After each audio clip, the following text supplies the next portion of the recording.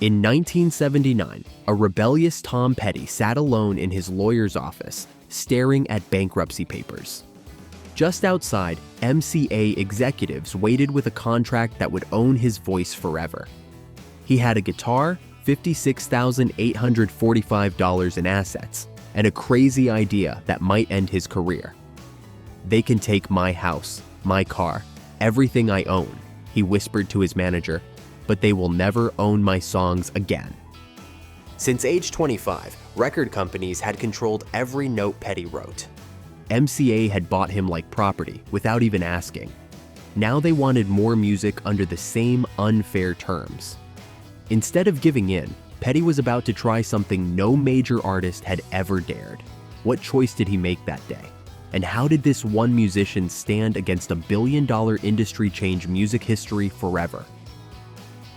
Tom Petty was just 25 when he unknowingly signed away his future. In 1976, fresh off his debut album with the Heartbreakers, he signed with Shelter Records.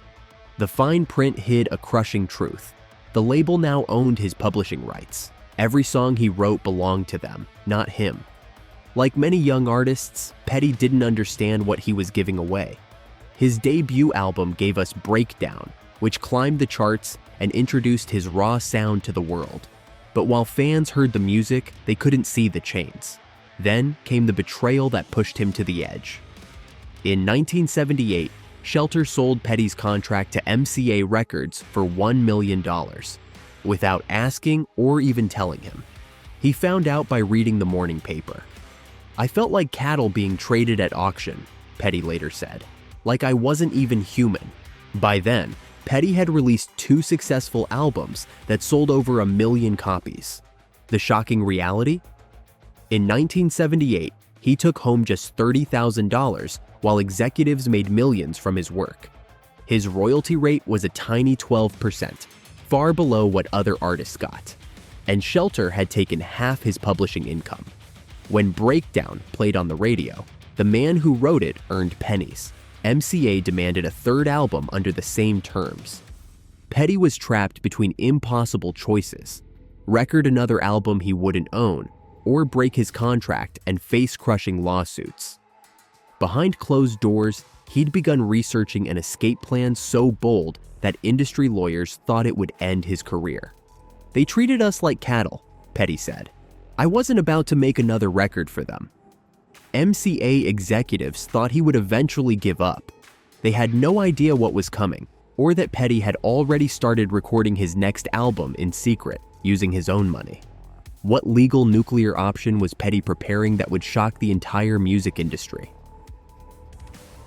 May 23, 1979. Tom Petty's hand shook slightly as he signed the Chapter 11 bankruptcy papers.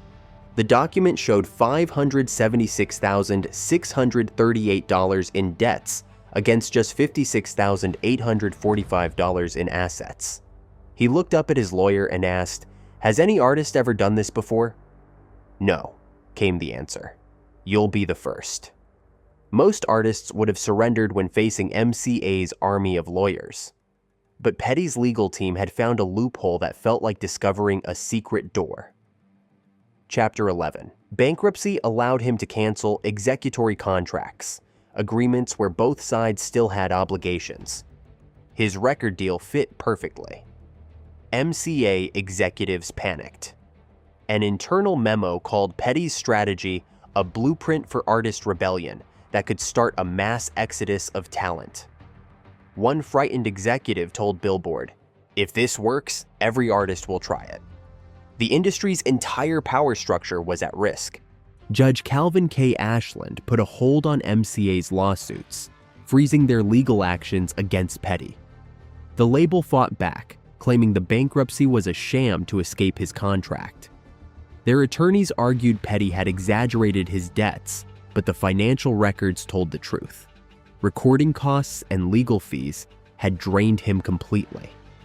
While lawyers battled, Petty continued recording Damn the Torpedoes in secret. The album's very title declared his defiance. He paid for sessions with cash from small club gigs, often paying for studio time day by day. Sound engineers remembered Petty arriving with envelopes of cash, looking over his shoulder as if being followed. The most incredible part? When MCA demanded to know where the master tapes were, they discovered Petty and producer Jimmy Iovine had hidden them, physically moving them between different locations each night to prevent seizure. The tapes containing what would become his greatest album were literally being smuggled around Los Angeles. As the case dragged on, each passing day made Petty's position stronger. The album was almost finished, and MCA's $1 million investment in his contract hung in the balance. Who would break first in this high-stakes standoff that had the entire music industry holding its breath? Few fans knew the Heartbreakers were literally starving while fighting alongside Tom Petty. When the legal battle froze all band income, they survived on just $50 a week, barely enough for groceries in 1979. Guitarist Mike Campbell couldn't make rent. He reluctantly took his prized 1963 Fender Stratocaster, the guitar heard on American Girl, to a pawn shop. The clerk offered $200. Campbell took it, tears in his eyes, not knowing if he'd ever get it back. That guitar would sit under harsh lights for months. "We ate rice for months," keyboardist Benmont Tench recalled. But quitting never crossed our minds. The sacrifice went beyond empty refrigerators. Drummer Stan Lynch took construction jobs between recording sessions, often arriving at the studio with bandaged hands. Bassist Ron Blair sold his car to make ends meet, hitching rides to the studio. One day, Lynch collapsed from exhaustion after working construction all day before a 12-hour recording session. These weren't hired musicians. They were brothers in arms. When Blair couldn't afford his apartment, Campbell let him sleep on his couch despite barely making his own rent. During one tense session, Lynch admitted the stress had destroyed his marriage. The studio became their sanctuary and battlefield. They recorded Damn the Torpedoes at Sound City, often skipping meals to pay for another hour of recording time. The anger and desperation poured into their music. Refugee emerged from those sessions, its lyrics eerily reflecting their struggle. Somewhere, somehow, somebody must have kicked you around some. MCA had cut off all support. No advances, no tour funding, no recording budget. When they couldn't afford new strings or drum heads, they played with what they had. The album's raw sound wasn't just an artistic choice. It was born from necessity.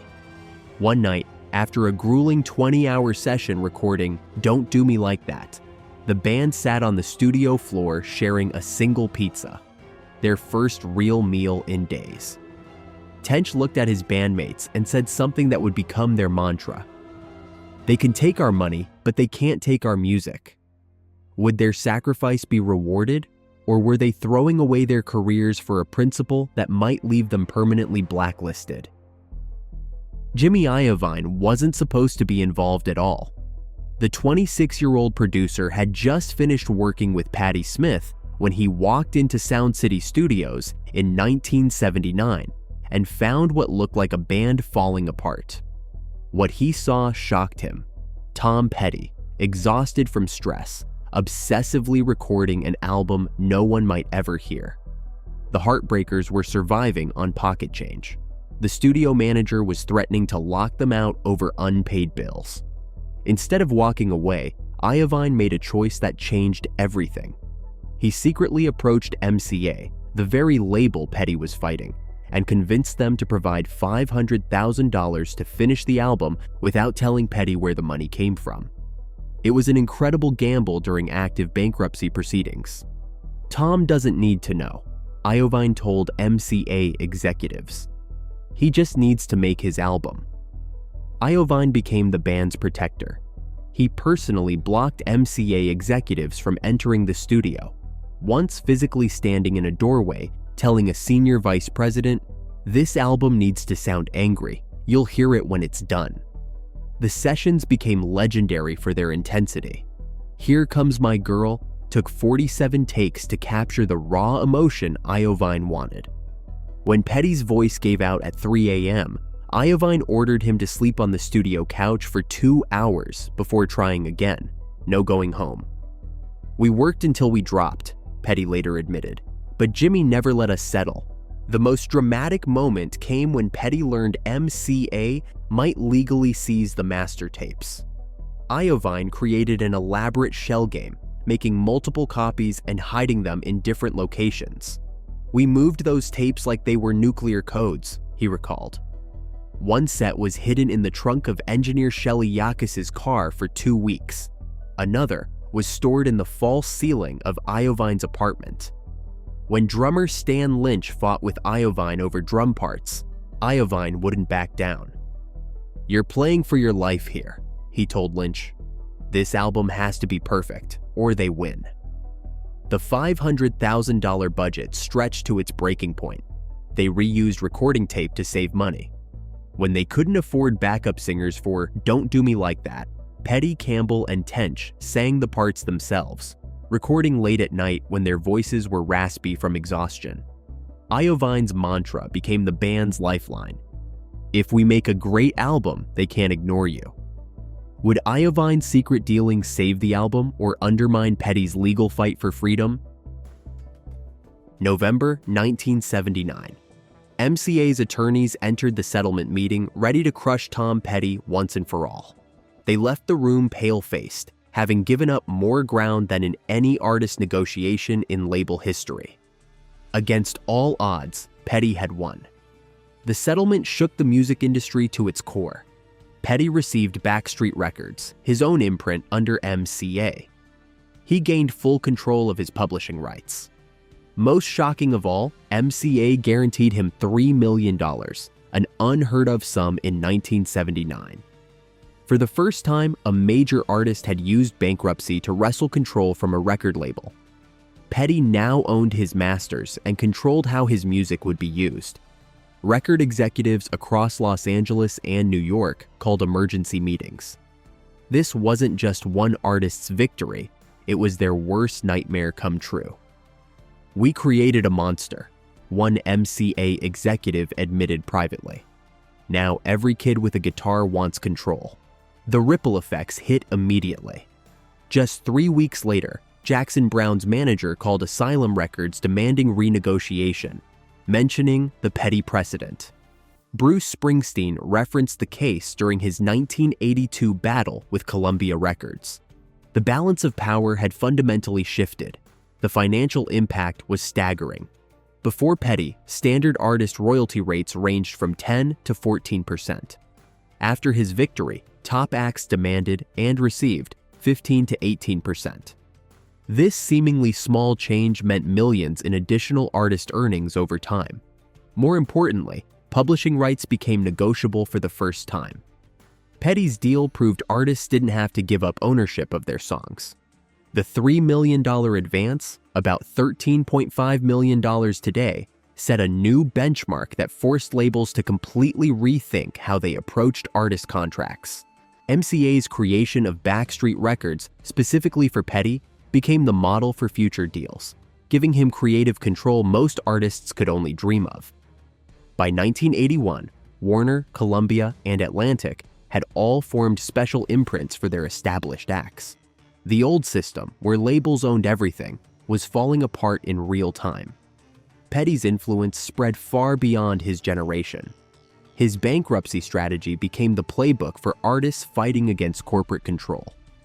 Prince cited Petty's case during his 1990s battle with Warner Brothers, even writing "slave" on his face.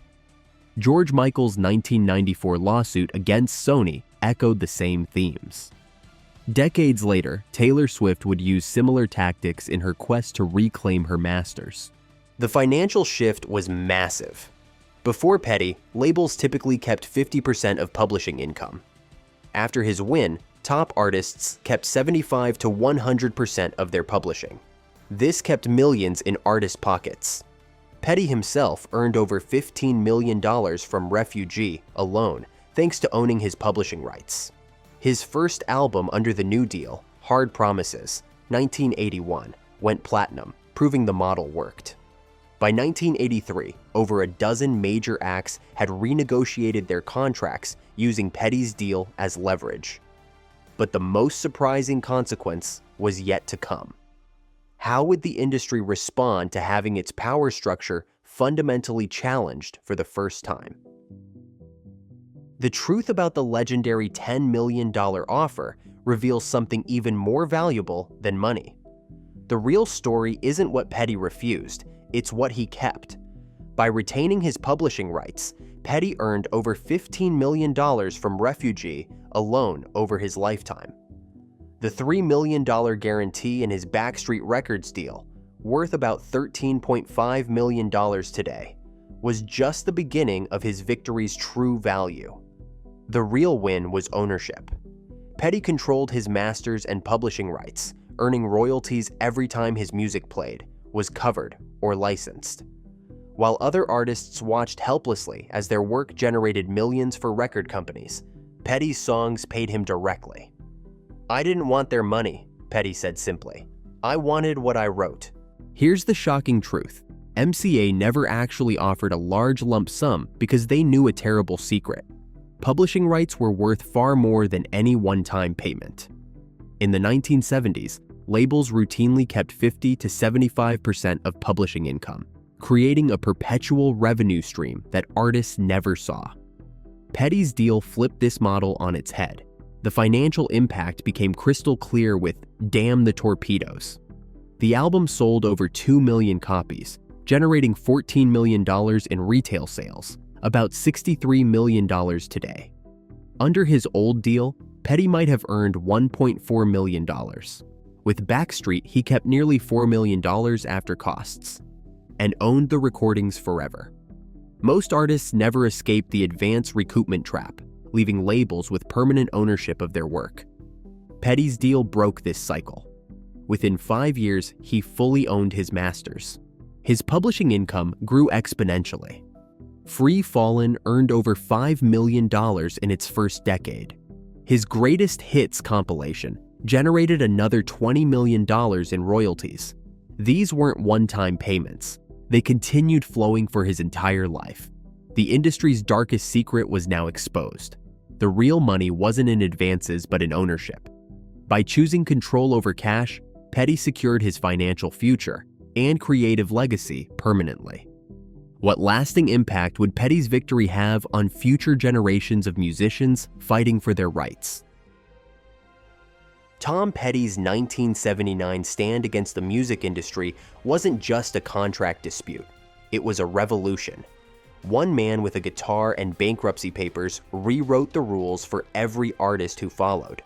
His victory gave us classics like Free Fallin' and I Won't Back Down, songs he owned completely. When we hear them today, we're experiencing the direct result of his willingness to risk everything for artistic freedom. The ripple effects continue to this day.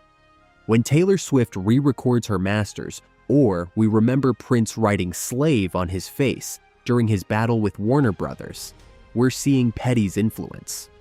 His Backstreet deal created the template that artists still fight for. Control your music, keep your publishing, own your future. Artists today earn 50% more from publishing than before Petty's fight. His name is mentioned in entertainment law classrooms as the case that changed everything. One record executive summed it up perfectly. Before Petty, we owned the artists. After Petty, we just rented them. Tom Petty proved creative control isn't a privilege. It's a right worth fighting for. In an industry built on exploitation, one musician stood up and said no. And music has never been the same since.